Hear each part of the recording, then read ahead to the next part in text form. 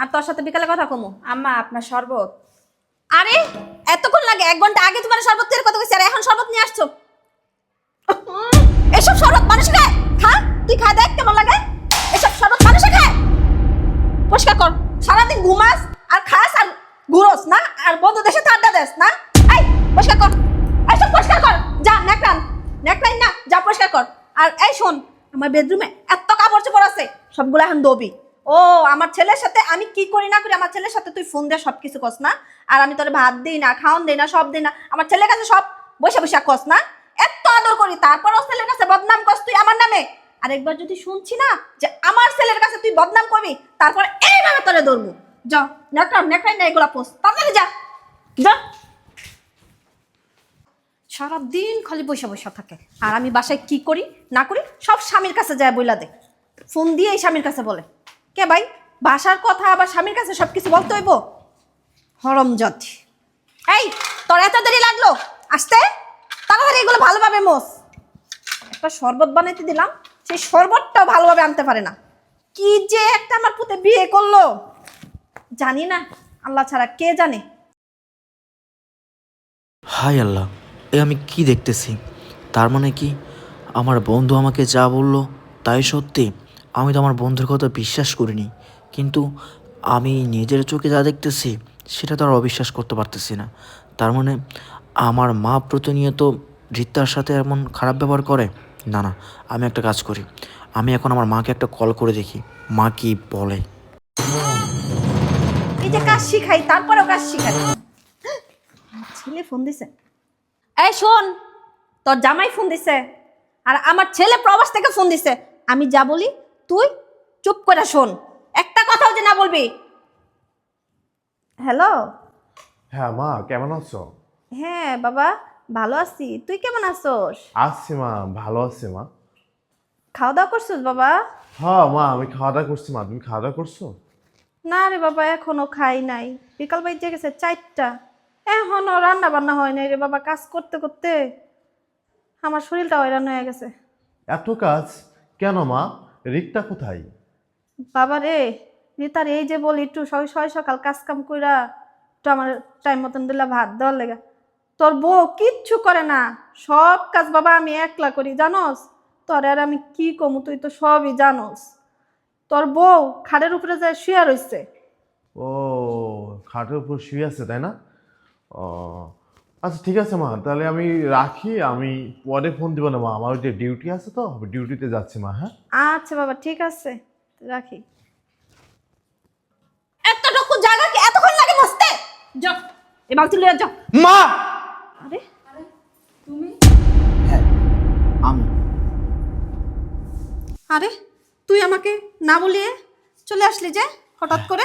হ্যাঁ মা, আমি তোমাদেরকে কাউকে কোনো কিছু না জানিয়ে দেশে চলে আসছি।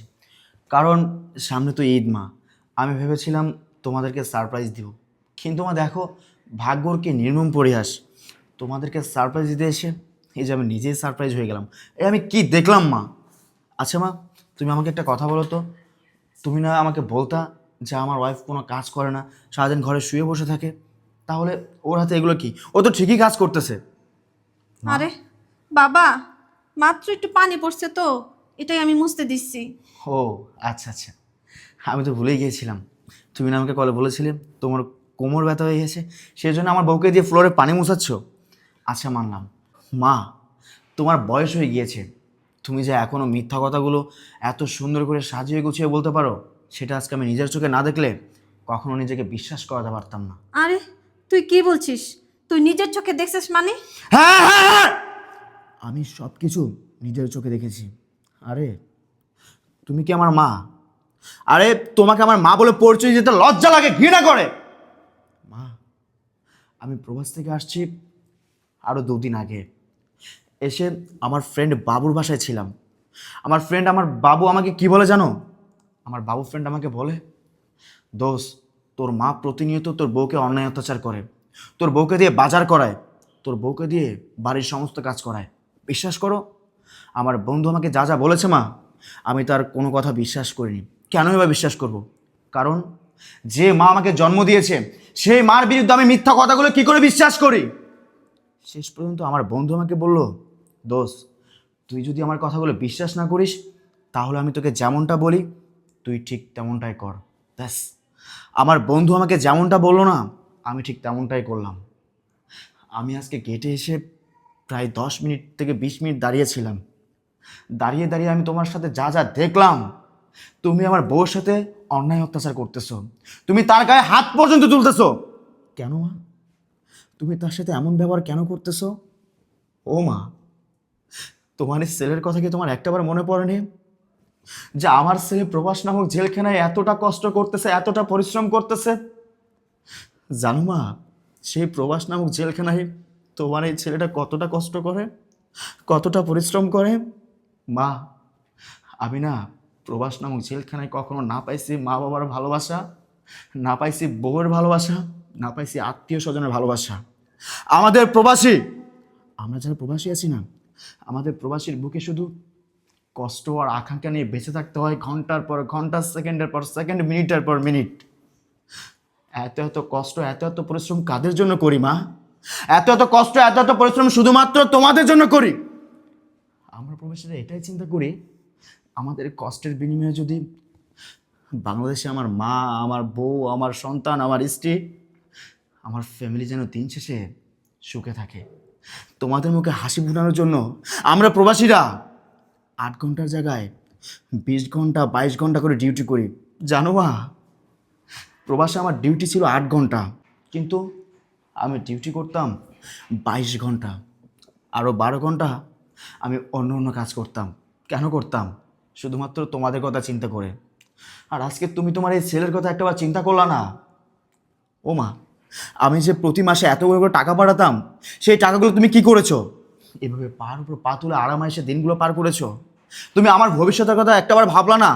আরে সন্তান কষ্ট করে তার মার কাছে টাকা রেখেছে কি জন্য? শুধুমাত্র সন্তানের ভবিষ্যৎটা ভালো হবে সেই জন্য। কিন্তু মা, তুমি আমার ভবিষ্যৎটা এইভাবে ধুলোর সাথে মিশিয়ে দিলে। একটাবার আমার কথা ভাবলা না যে আমার ছেলের ভবিষ্যৎ অন্ধকার করে দিচ্ছি আমি? ও মা, তুমি কথা বলো মা, তুমি কেমন মা বলো? আরে আমার ছোটবেলা থেকে বাবা নেই, তুমি আমাকে একসময় বাবার আদর দিয়েছো, মার আদর দিয়েছো। আমি আমার বাবা বলতে মা বলতে আমি তোমাকেই বুঝি, কিন্তু আমি কোনোদিন কল্পনাও করতে পারিনি যে আমার সেই মা আমার সাথে এরকমটা করবে। আচ্ছা মা, তুমি আজকে আমার বউয়ের সাথে যে অন্যায় অত্যাচারগুলো করেছো, এগুলো কি তুমি ঠিক করেছো? কথা বলো, ঠিক করেছো? আমি জানি তোমার কথা বলার কোনো মুখ নেই, কথা বলবে বা কী করে? ও মা, তুমি আজকে আমার বউয়ের সাথে এমন অন্যায় অত্যাচার কিভাবে করতে পারলা? আরে আমার বউকে এই বাড়ির কাজের মেয়ে, আমার বউর ভরণ পোষণের জন্য প্রতি মাসে যে আমি টাকা পাঠাতাম, ওর যখন যেটা লাগবে তুমি তখন তাকে সেটা কিনে দিবে। তুমি তো তাকে কোনো কিছু কিনে দাওনি। তুমি জানো রিতা, রিতা আমাকে বলতো কল করে, আশিক তোমার মা আমার ভরণ পোষণ দেয় না, তোমার মা আমাকে এই বাড়িতে কাজের মেয়ের মতো রাখে, তোমার মা আমার সাথে অন্যায় অত্যাচার করে। বিশ্বাস করো মা, আমি আমার বউর কথা বিশ্বাস করিনি। আল্লাহর কসম খেয়ে বলছি, আমি আমার মার কথা বিশ্বাস করিনি। কেনই বা বিশ্বাস করব? কারণ আমি আমার বউর থেকে আমার মাকে বিশ্বাস করি বেশি। আমি আমার বউর থেকে আমি আমার মাকে ভালোবাসি বেশি। আরে তোমার জন্য, শুধুমাত্র তোমার জন্য আমি আমার বউর সাথে খারাপ ব্যবহার করেছি, কিন্তু আজকে আমি যা নিজের চোখে দেখলাম, এগুলো যদি কখনো নিজের চোখে না দেখতাম না, তাহলে আমি আমার বউকে দিনের পর দিন ভুল বুঝে যেতাম আর তোমাকে অন্ধের মতো বিশ্বাস করে যেতাম। আচ্ছা মা, তুমি আমাকে একটা কথা বলো তো, আজকে আমার বউ যেখানে আছে এই স্থানে যদি তোমার মেয়ে থাকতো তাহলে তুমি কি করতাম?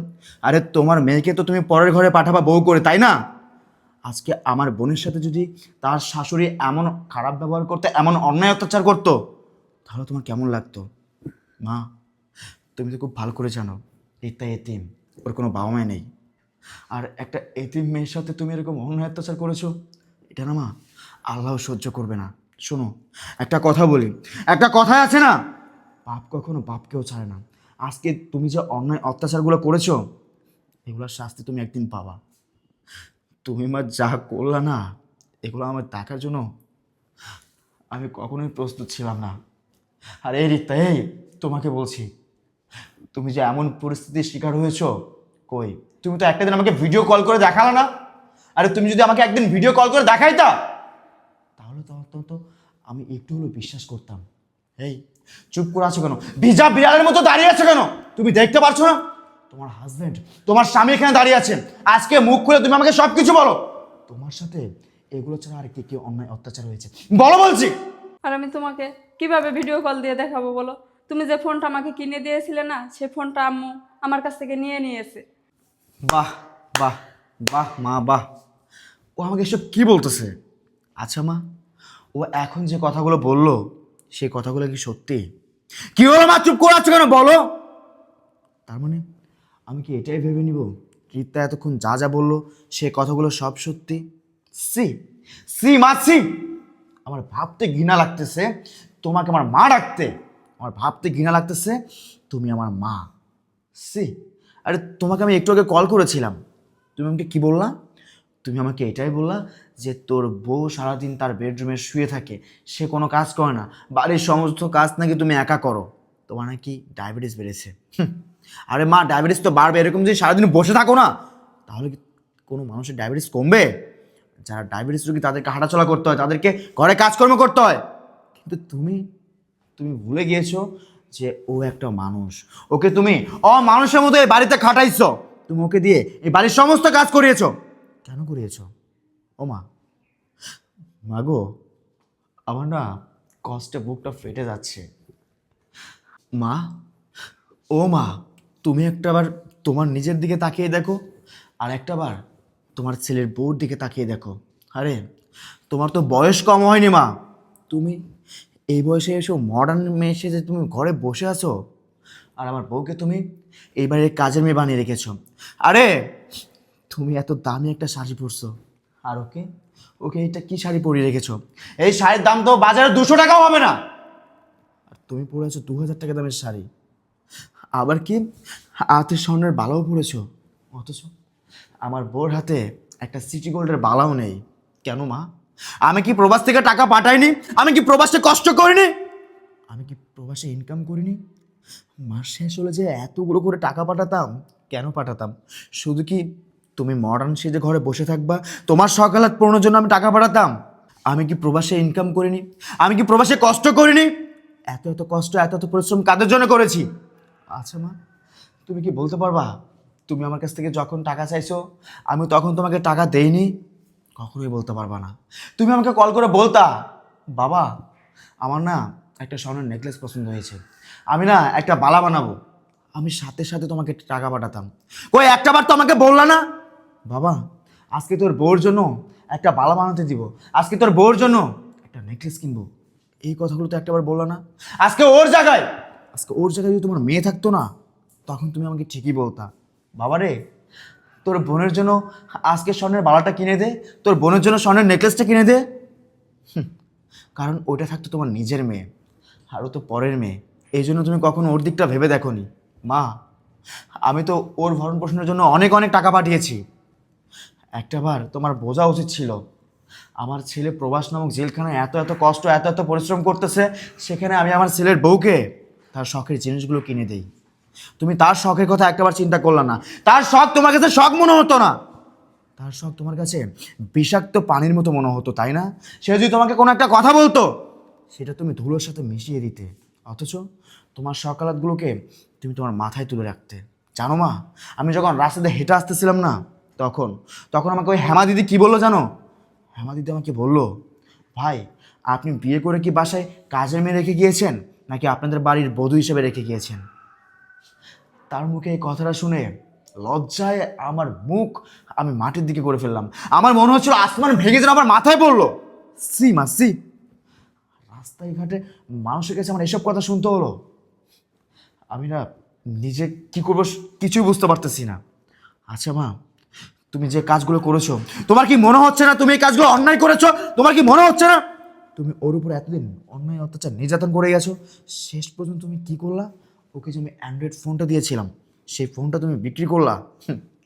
আরে বিক্রি তো করবাই, কারণ আজকে রিক্তার কাছে যদি অ্যান্ড্রয়েড ফোন থাকতো সেই ফোন দিয়ে তো তোমার এই কুকীর্তিগুলো আমাকে দেখাতো, আমি তোমার কুকীর্তি সবগুলো দেখে ফেলতাম। সি, ও যখনই আমার সাথে কথা বলতে যাইতো তখনই তুমি তার সাথে খারাপ ব্যবহার করতা, তুমি ওকে আমার সাথে কথা বলতেই দিতা না।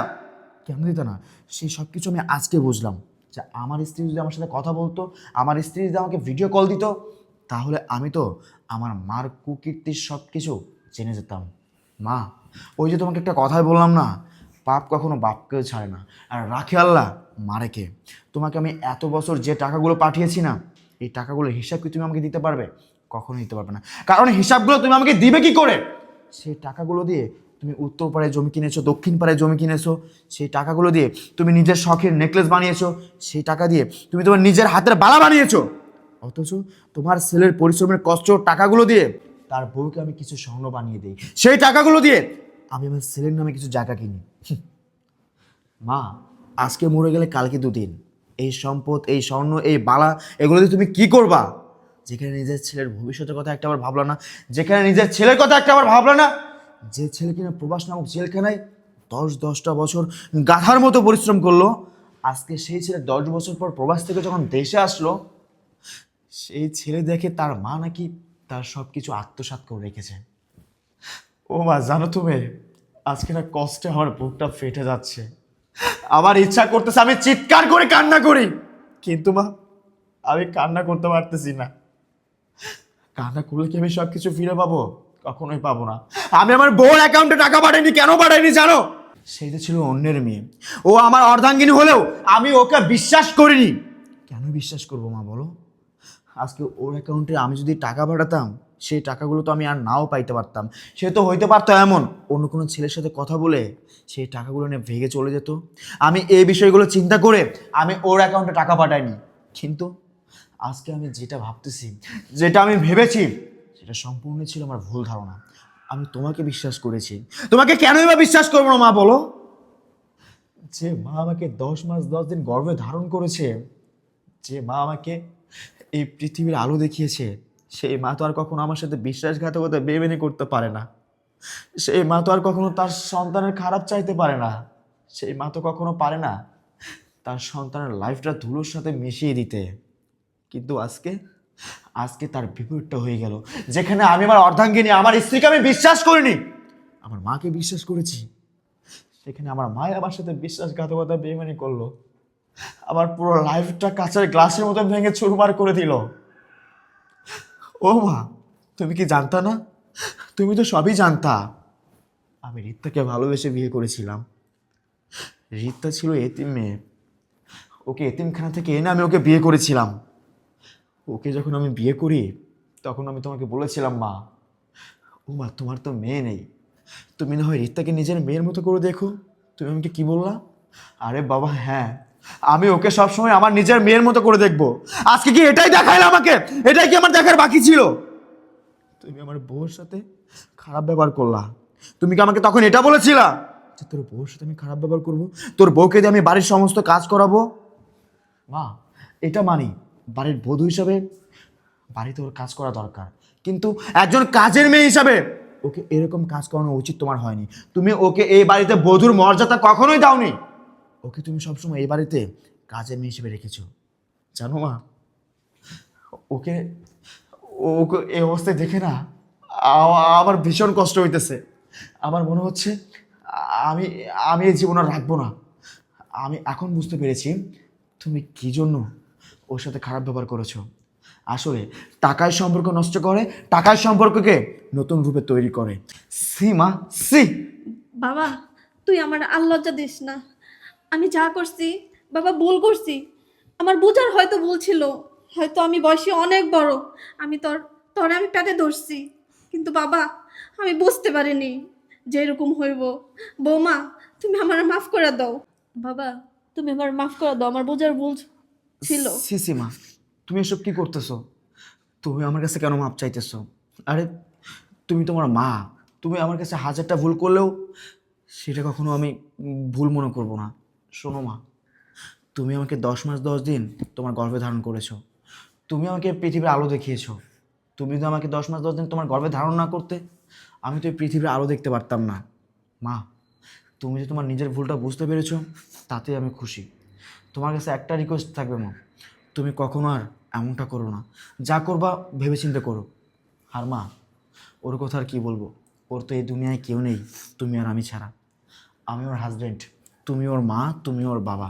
তুমি যেমন আমাকে ভালোবাসো ঠিক তেমন ভালো ওকেও বাসবা। মা, আজকের থেকে ওকে আমি তোমার হাতে তুলে দিলাম। আজকের থেকে তুমি ওকে তোমার মেয়ের স্বীকৃতি দেবে। বলো মা, আজকে থেকে তুমি তোমার মেয়ে মনে করবা ওকে? হ্যাঁ বাবা, রীতা আমার মেয়ে। আমার মেয়ে নাই, রীতাই আমার মেয়ে। ঠিক আছে মা, চলো আমরা এখন খাওয়া দাওয়া করবো। আর কান্না করো না মা, তোমার কান্না যে আমার সহ্য হবে না মা। এই রিতা, চলো, আসো মা।